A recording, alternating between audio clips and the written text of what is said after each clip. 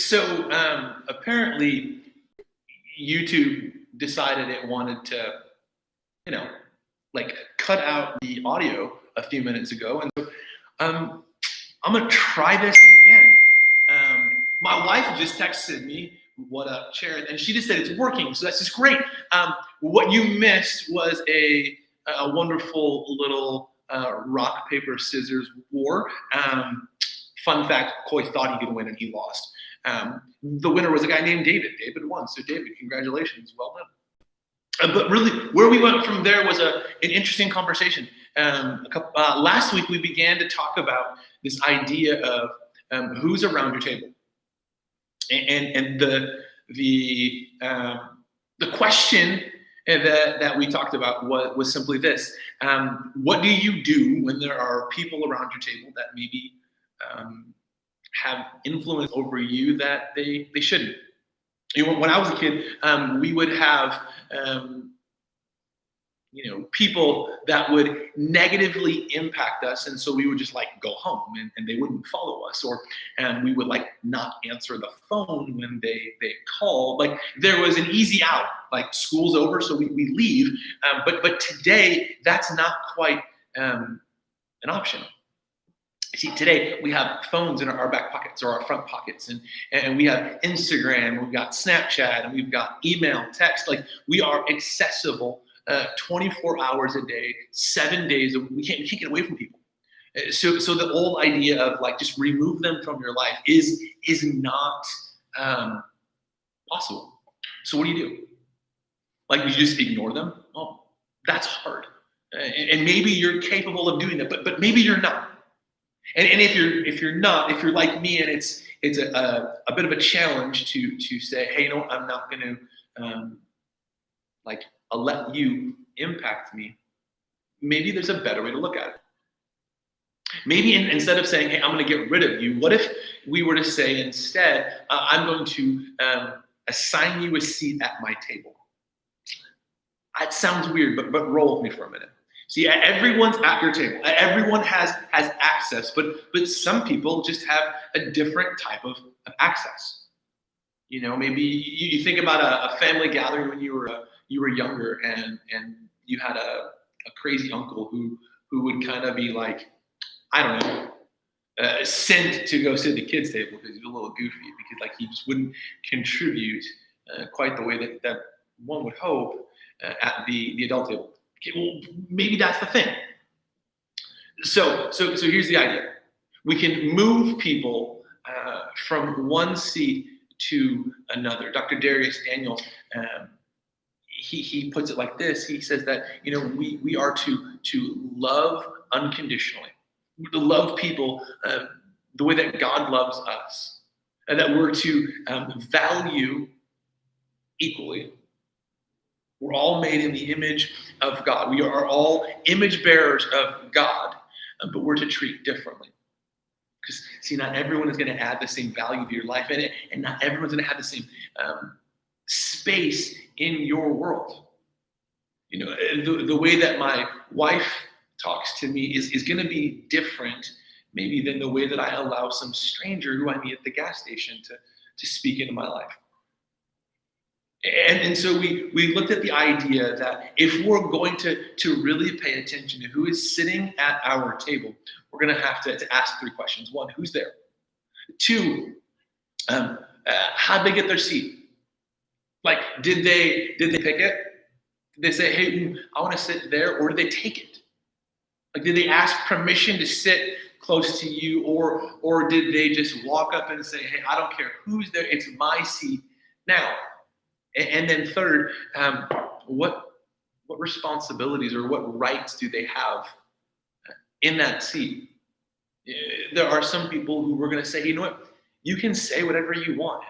I'm pretty cool with that. Like, I want you to give me that type of feedback, positive, negative. Like you have permission to say what you need to say. But there are some people who just like,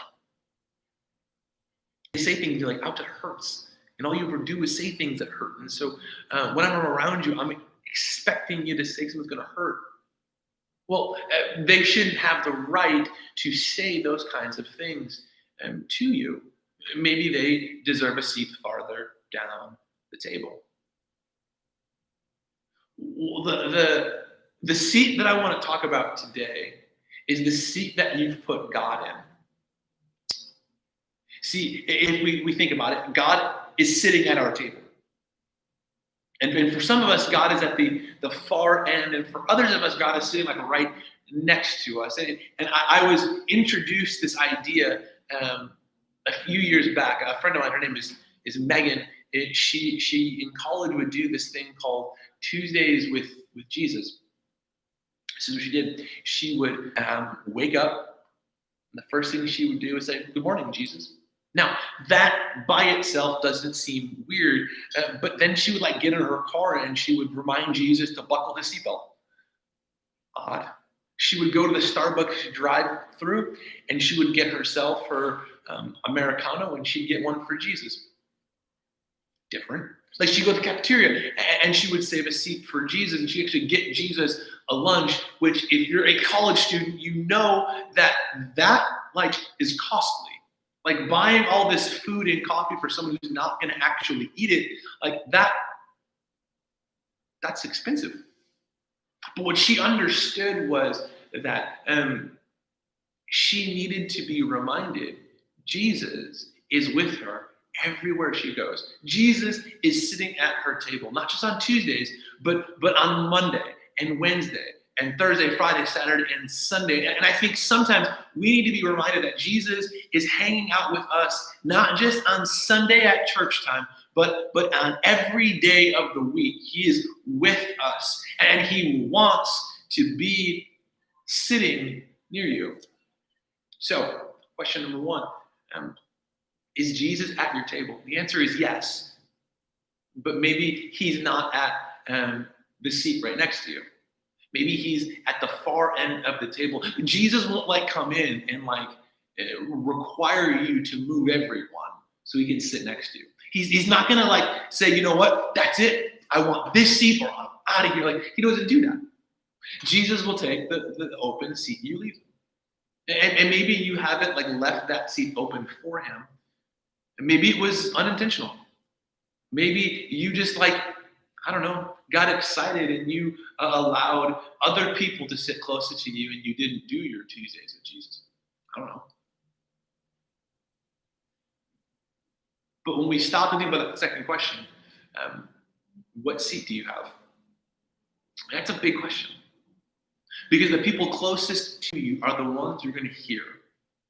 And when you put someone at the far end of the table, it's going to be really challenging for them to have the same type of influence and impact on your life the person right next to you have. The disciples, they used to fight about who was sitting next to Jesus. And for them, maybe it was a status thing. Maybe it was hey, if I'm sitting to Jesus' right or to Jesus' left, that means that I'm more important than the guy two down. But I also think that means that they were impacted by Jesus, potentially more. They had to hear everything that Jesus said. They had to watch everything that Jesus did. And so maybe they were fighting for status, but the proximity with Jesus would have actually rubbed off on them a little bit. And then what rights do you allow that person to have? So what rights do you let Jesus have in your life? Do you allow him full access to everything? Or do you put Jesus in a box and say, hey, you know what? I'm going to listen to what you have to say, but only when it pertains to some things. When it pertains to the things I watch or the things that I say, maybe I'll listen. But when it comes to the things that I look at on Instagram, no, I'm not going to. You have no impact on that. You have no influence. When it comes to who I want to hang around or what I want to do, I'll let you kind of speak into that a little bit. Or are you saying, hey, Jesus, what do you think? Should I follow this account? Should I hang out with these people? I become influenced by the 5 closest people to me. So what do you think about the others at the table?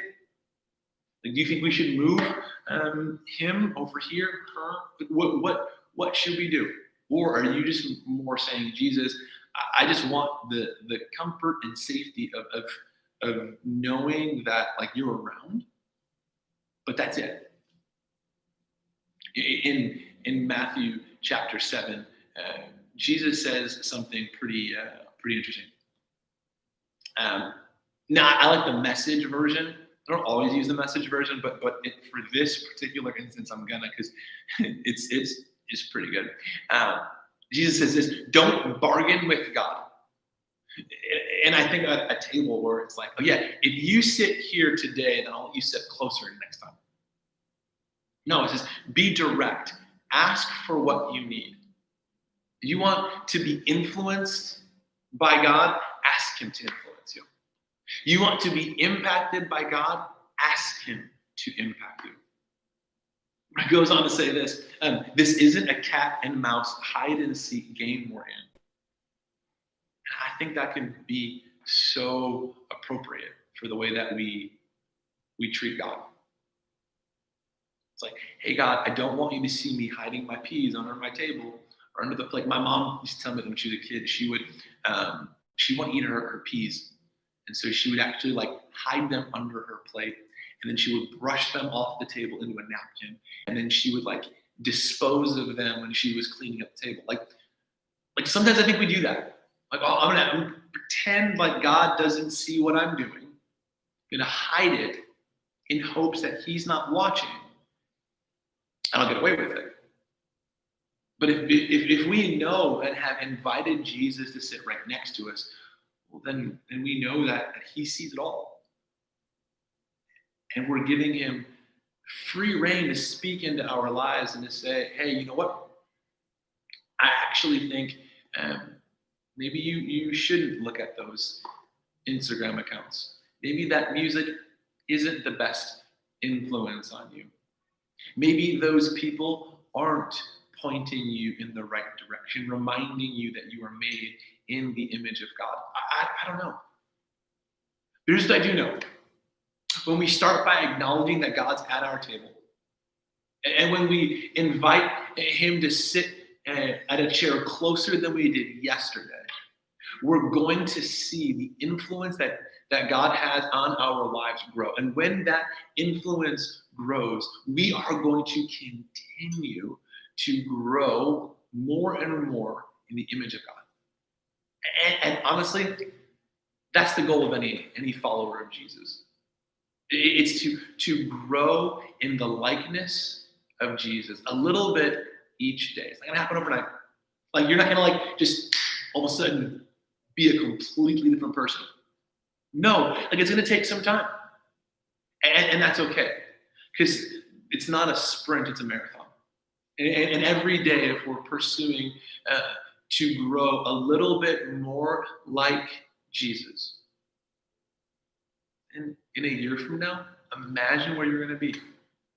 Imagine what you will be like when you head off to college. Imagine the influence that you will have on your college campus. But imagine the influence you'll have when schools are going to open back up again, and COVID isn't, preventing us from being in some of the places that we want to be.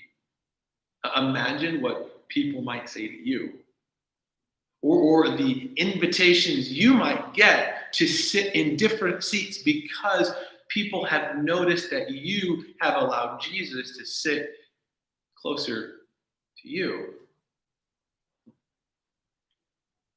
And we all want influence. And the influence that we want can only be found by allowing Jesus to influence us, to be more and more like Him. So that's something that you want. You know what? I'd love to chat. So if you want to talk more about the influence that you could have, or inviting Jesus to sit closer to your table, here's what I'm going to ask you to do. Simply pull your phone out and text at CS-talk. 81010. I'll go ahead and I'll drop it in the comments in a second, but at CS-talk 81010. And I'd love to hear more. Like, what's going on in your world? Where do you need to see Jesus influencing you? And how can we see Jesus sit a seat closer today than he did yesterday? Until next time, peace.